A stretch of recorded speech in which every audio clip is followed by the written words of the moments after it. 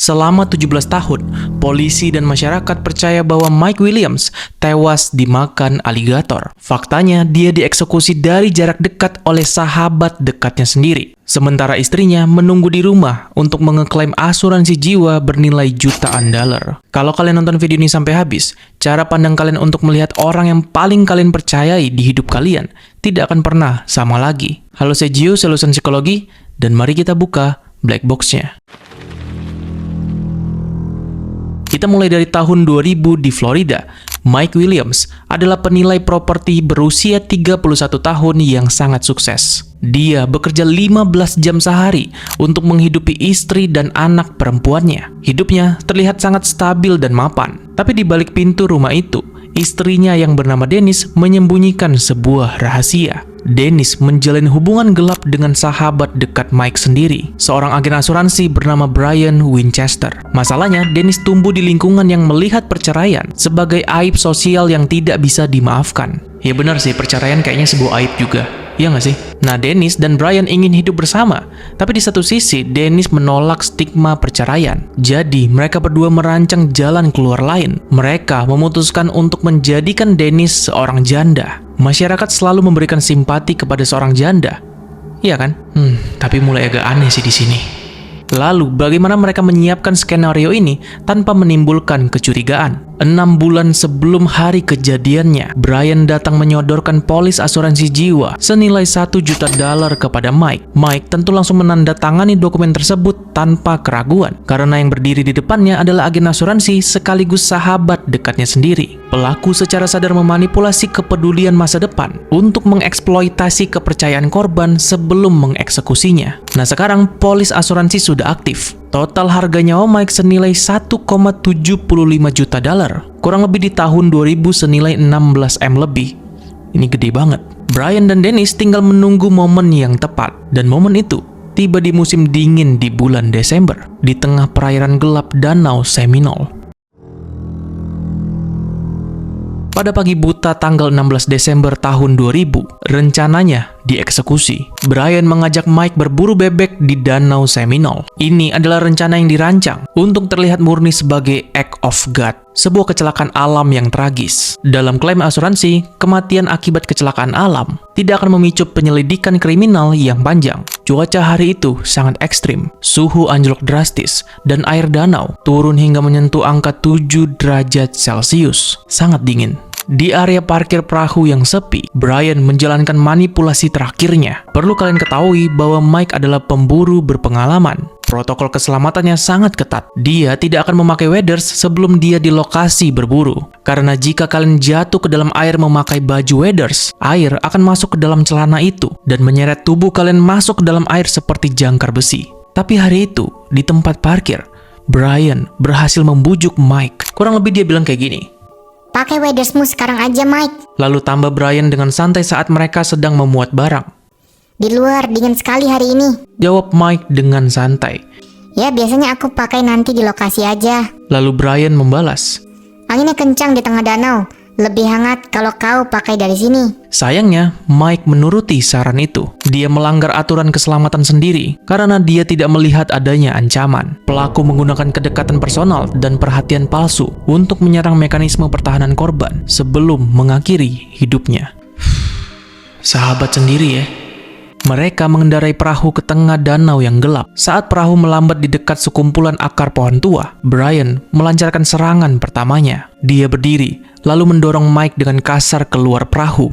Air es langsung menelan Mike. Rencana Brian seharusnya selesai di detik itu. Waders Mike akan terisi air dingin, menariknya ke dasar danau, dan dia akan mati tenggelam. Dan bukti akan menunjukkan sebuah kecelakaan berburu biasa, dan skenarionya akan sempurna. Tapi di saat Brian berdiri di atas perahu dan melihat ke permukaan air yang bergejolak, dia melihat satu hal yang sama sekali tidak dia rencanakan. Sebuah reaksi yang memaksa sebuah sistem pembunuhan ini berubah menjadi eksekusi berdarah. Mike tidak tenggelam, bukannya tertarik ke dasar danau. Insting bertahan hidupnya mengambil alih dengan kecepatan penuh. Di dalam air yang membeku, dengan tangan kosong, Mike berhasil melepaskan jaket berburunya. Dia menendang, meronta, dan berhasil meloloskan diri dari waders yang sudah terisi penuh dengan air. Dia berenang ke permukaan, menggapai sebuah akar pohon tua yang muncul di tengah kegelapan, dan berpegangan erat pada batang kayu tersebut. Dia masih hidup. Brian tentu berdiri di atas perahunya dan panik. Rencana kecelakaan alam yang sempurna itu hancur berantakan. Mike tidak jadi korban tenggelam. Dia menatap Brian dari dalam air, kedinginan, tidak tahu bahwa sahabatnya baru saja mencoba untuk mengakhiri hidupnya. Udara pagi itu sangat dingin. Angin dingin meniup permukaan danau. Air es meresap ke dalam pakaian Mike. Lalu Mike berteriak. Tolong aku, Brian. Tarik aku naik. Teriak Mike memecah kesunyian danau. Teriakan seorang sahabat yang meminta untuk diselamatkan. Brian tentu tidak mengulurkan tangannya. Dia juga tidak melemparkan pelampung. Dia justru berjalan mundur ke dalam perahu dan mengambil senapan berburu miliknya. Brian membidik, mengarahkan moncong senjata itu tepat ke wajah Mike yang sedang berpegang ke akar pohon tua dan menarik pelatuknya dari jarak dekat. Eksekusinya selesai. Tidak ada lagi rencana kecelakaan alam. Masih nggak habis pikir loh sahabat dekatnya sendiri. Bayangkan kalian menjadi Brian setelah suara tembakan itu meredah. Bau bubuk mesiu yang tajam bercampur dengan aroma amis air danau. Kesunyian digantikan dengan suara rontaan air. Dia sendirian di tengah danau gelap, menyadari bahwa baru saja dia mengeksekusi sahabat dekatnya sendiri secara langsung. Dan sekarang ada satu masalah besar yang tidak masuk ke dalam rencananya. Sebuah jasad dengan luka tembak yang sangat jelas. Brian jelas tidak bisa meninggalkan jasad itu di danau. Dia menyeret Mike masuk ke dalam bagasi mobilnya, membiarkan perahu Mike menyala dan berputar-putar tanpa arah sebagai barang bukti palsu. Brian kemudian mengemudi sejauh 90 km lebih, membawa jasad Mike ke area rawa terpencil di Leon County bernama Car Lake. Di sana, di tengah lumpur yang tebal, dia mengubur sahabatnya sendiri. Berita hilangnya Mike langsung meledak. Pencarian besar-besaran dilakukan selama 44 hari di Danau Seminole. Ratusan relawan juga menyisir air tersebut. Dan akhirnya perahu ditemukan. Center dan waders yang dikubur oleh Brian 6 bulan kemudian setelah kejadian juga ditemukan. Tapi jasad Mike tidak ada di sana. Disinilah kebohongan terbesar selama 17 tahun itu lahir. Pihak kepolisian dan masyarakat umum sepakat pada satu kesimpulan. Mike jatuh ke danau, tenggelam, dan tubuhnya dihabiskan tanpa sisa oleh aligator.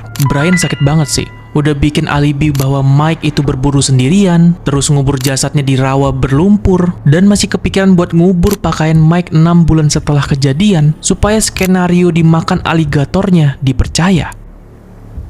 Tapi hanya ada satu orang yang tidak percaya dengan skenario tersebut.